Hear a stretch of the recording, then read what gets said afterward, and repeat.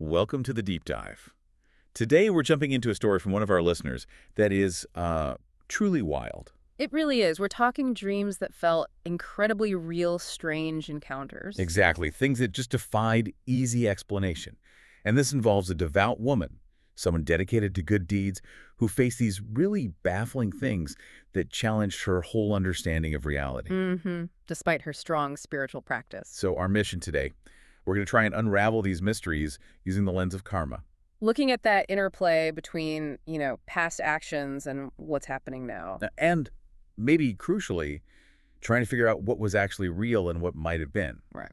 Well, perception. Okay, let's unpack this. Let's do it. So our listener, she started out with a pretty humble upbringing in Calasin, a rural area. Right. And she had this affinity for temples from a young age, always wanting to make merit. Yeah, even before she fully grasped the deeper meaning, she just felt happy doing it.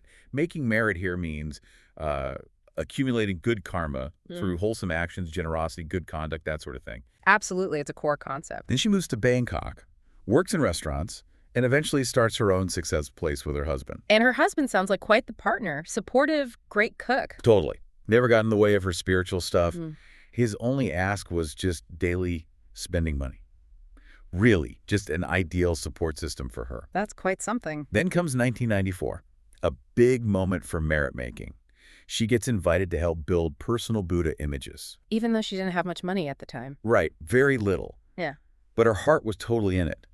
She decided to build one for her husband on a dome and one for herself at the base. She scraped together the funds with just immense joy. And what's fascinating here, almost immediately after this act of profound generosity, things changed dramatically for her. How so? Her business just boomed. Mysteriously, money started appearing almost out of nowhere. Really? Like literally appearing? Well, maybe not literally materializing, but unexpected windfalls, business success beyond explanation. She started making huge bank deposits, enough that she bought a house worth nearly 5 million baht and still had money left over. That's incredible. Such a direct link. It really highlights that connection, intention, action, and then this tangible karmic result. It's quite striking. But then things started getting strange alongside the prosperity. Yes. The first incident she calls the Nang Mai incident. Right. She was at her sister's house, kind of half asleep. And felt like someone was watching her. Yeah. She asked who was there, asked to see their face, and then clearly saw a female face appear. At an oil-dripping pole, she described it. An oil-dripping pole. Yeah, that's the term she used. But the strangest part, she felt zero fear. None at all. Okay, well, what she likely encountered was real. It sounds like a Phummathewa. How about now? A Phummathewa, an earth deity, or sometimes called Nang Mai, which is like a tree spirit. Okay, like residing in the wood even after it's cut. Exactly. Like a Takian tree spirit is a well-known example. They can inhabit the wood.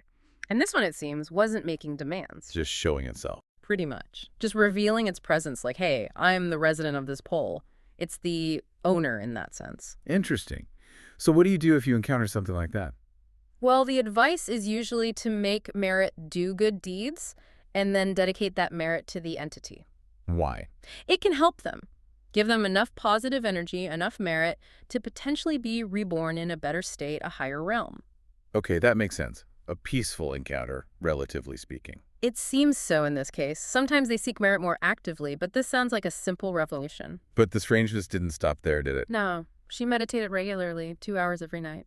And one night, in her little rooftop prayer room, she was meditating with this really strong intention. She wanted to expand her Dharma satellite dish. Which, for this community, means spreading the spiritual teachings, right? Broadcasting Dharma. Exactly. So, strong focus on that. She opened her eyes after meditating. And sees something unusual. Yeah, what she described as a rotating glass sphere above her. She thought her eyes were playing tricks, rubbed them. But it was still there. Yep, still there, rotating. And she definitely saw this. This wasn't just imagination in the usual sense. So what was it? It was a manifestation. Her mind was so focused, so deeply immersed in merit, and that strong positive intention of spreading Dharma. The mind created it. In a way, yes. A concentrated mind, especially one filled with wholesome thoughts, has an amazing capacity to create these kinds of powerful visual experiences. It shows how our inner state can sometimes project outwards when focus is intense. Fascinating. Okay, so that leads us to the biggest mystery, the really unsettling one. The recurring dream. Right. Started back in 1992, went on for over 10 years. And the circumstances were so specific. Only when her husband had left for work and she was alone. Exactly. She'd feel herself wake up, the door would open. Mm-hmm. Then this total numbness. Legs up to her neck, couldn't move, couldn't speak. Paralyzed. Completely. Yeah. And she'd sense someone coming in. A dark shadow. At first she thought it was her husband, who was dark-skinned. So she tried to talk to it. Yeah, she'd ask, aren't you going to the restaurant, or call his name? But silence. No reply. Ever. And then? Then came the really disturbing part, these intimate sensations. She described them as feeling incredibly real. Soft, comfortable, delicate. Like marital relations? Very similar, yes. Yeah. Lasting maybe 10, 15 minutes. And afterwards? Afterwards, the numbness would just lift instantly. She'd wake up feeling refreshed, strangely enough. Refreshed? That's odd. I know. And sometimes, she said, there was even physical evidence, though her clothes were always undisturbed, not even wrinkled. Right. This is where it gets really complex, how the mind interprets something so vivid, so persistent. She must have been so confused. Absolutely. She tried to dismiss it, it's just a dream. She even told her husband about it. What did he say? He was just indifferent. Didn't seem bothered by it. But the consistency, the physical sensations, must have been hard to just brush off. Extremely hard. And there was another weird thing happening, too. What was that? Her husband, he started feeling really uncomfortable sleeping on their bed. Uncomfortable how? He said he felt suffocated, like he couldn't breathe properly, so he started sleeping on the floor, consistently. While these dreams were happening to her. During that period, yes. Okay, that adds another layer. Then they moved house in 2001. And the dream stopped, just like that. A relief, I imagine. For a while, but then, bafflingly, it came back. Oh. Simply because she thought about it, she was wondering, why hasn't it happened in the new house? And boom, it returned. Just thinking about it brought it back. That's why. The power of the mind again, or so it seemed. So by 2004, she's getting more involved with these Dharma TV programs. Learning more, deepening her understanding. And her doubts about this just being a dream grew stronger. She finally got the courage to talk to her merit leaders. Despite feeling really embarrassed about the whole thing, it's understandable. Yeah.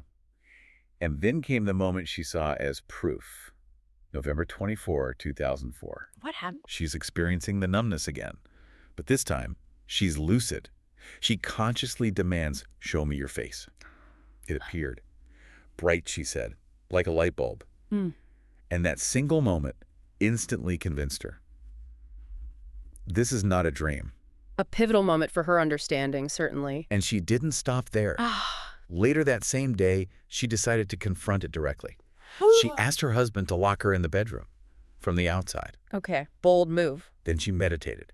And then she just started talking to it, called it the subtle body, Kunkailayat, asked who it was, what it wanted. She even stated her own goal, wanting to reach Dusit Puri. The high celestial realm. Right, and asked it straight, do you want merit?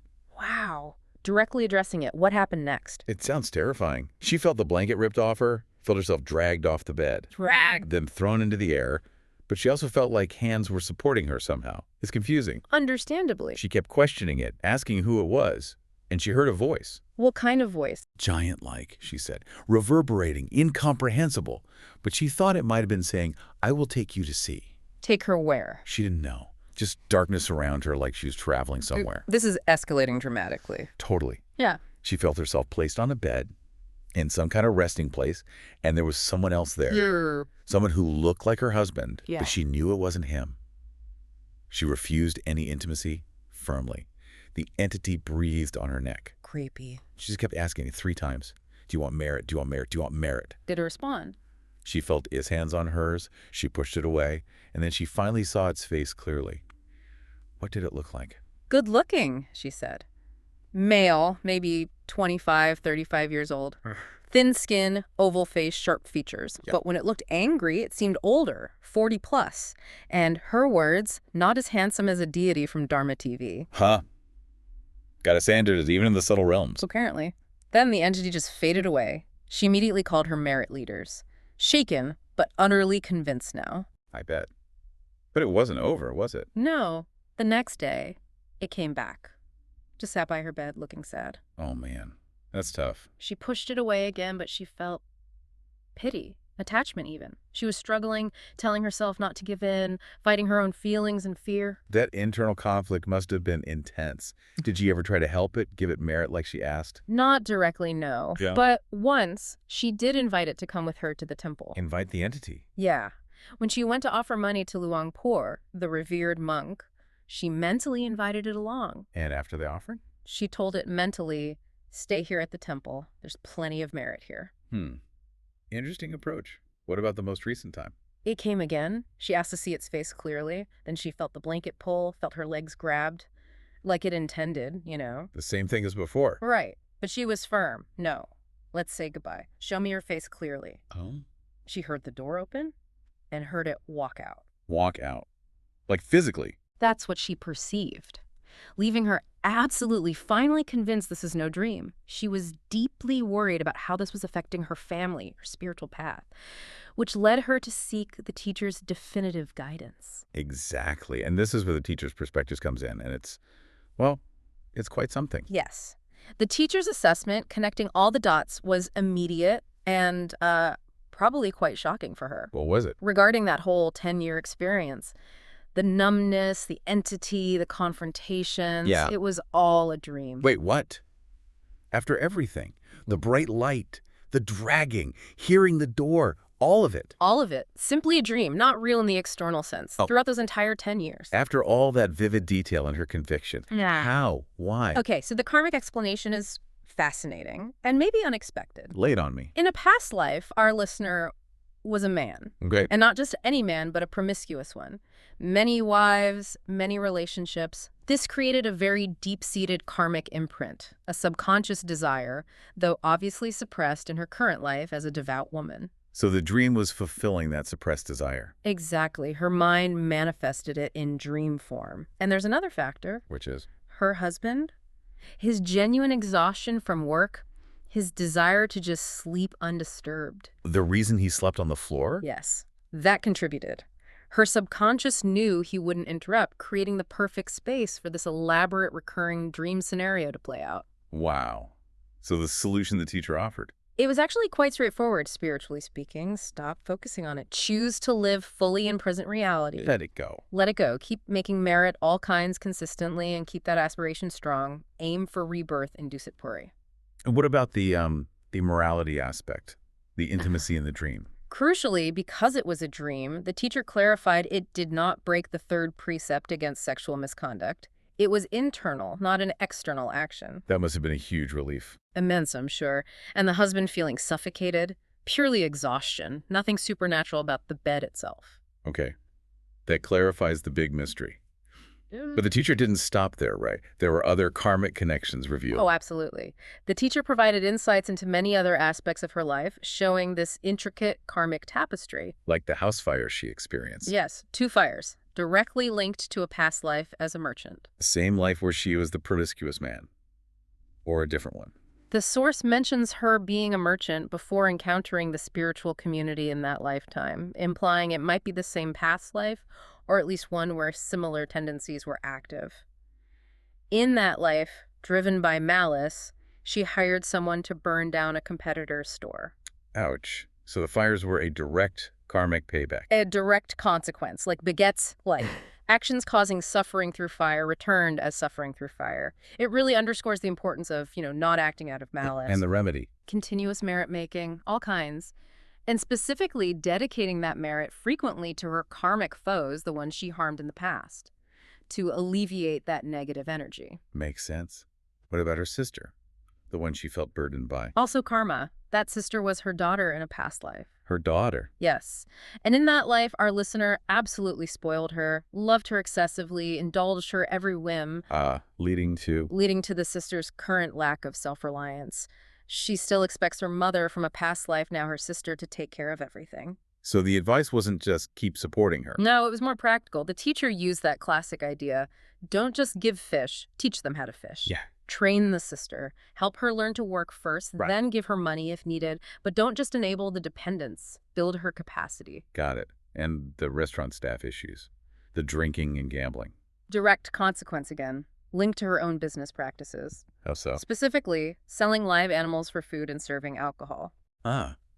So those actions attract associates with similar negative tendencies or create an environment where that thrives. Both, potentially. The teacher stressed she needed to reconsider those aspects of her business if she wanted better associates. It raises that point. Is the business just legal, or is it karmically wholesome? What are the deeper karmic issues with selling live animals and alcohol, according to this teaching? Selling live animals, involving the taking of life even indirectly, is said to lead to karmic results like frequent illness and a shortened lifespan in future lives. Serious consequences. Very. The point being that a truly profitable business, in the karmic sense, has to be ethically sound, not just within the law. And the alcohol. Providing alcohol contributes to others, clouding their minds, losing clarity, potentially engaging in conflict, developing addictions. It can lead them towards lower rebirths. So the seller bears some karmic responsibility. A significant amount, yes, because they're facilitating the conditions for others to create negative karma. It's a heavyweight. Okay. On a brighter note, what about her very supportive husband? Ah, yes, good karma there. They've been a couple across many lifetimes. Making merit together. Exactly. The building that positive connection over time. Which explains why he's so unconditionally supportive of her spiritual path in this life. It's a bond built on shared, wholesome actions. That's lovely. And the whole family, Yeah. her daughters too. The whole family unit, her husband, their 2 daughters, they've all made merit with this specific spiritual community in past lives. Wow. They acted as provision providers, kongsabyang, basically supporters, helping provide resources for the community's work, sometimes fully dedicated, sometimes less so. So the final advice for them as a family? Be fully dedicated this time around. Make all kinds of merit together consistently, and share the aspiration to be reborn together in Dusapuri, that high heavenly realm, as a complete family unit. Wow. What an incredible tapestry. Weaving together dreams, past lives, present struggles, and future aspirations. We've covered so much in this deep dive. We really have, from that decade-long dream that turned out not to be an external entity, To seeing how specific past actions, like burning a store or spoiling a child, manifested directly in her current life. it really highlights the intricacy of karma, doesn't it? And the absolute importance of trying to discern what's real perception versus what the mind might be generating. And the power of spiritual practice, making merit, setting intentions, how that can genuinely shape your reality and future. So what's the big takeaway for us, for you listening? I think the core message is crystal clear. Everything we experience now is, in some way, a result of past causes, past actions. What we did before shapes today. Precisely. And just as importantly, what we do now, our present actions, thoughts, intentions, they are actively creating our future. Life in this cycle is fundamentally about cause and effect. It puts a lot of power and responsibility in our hands, doesn't it? It absolutely does. It means we're not just passive recipients of fate. We are active architects of our destiny through our choices right now. So, here's a thought to leave you with. Knowing that your present actions are designing your future moment by moment, how might you choose to act differently, starting today, to consciously craft the destiny you truly desire? What small intentional step, maybe even based on some of the principles we discussed, could you take right now to begin shaping that future? Something to think about.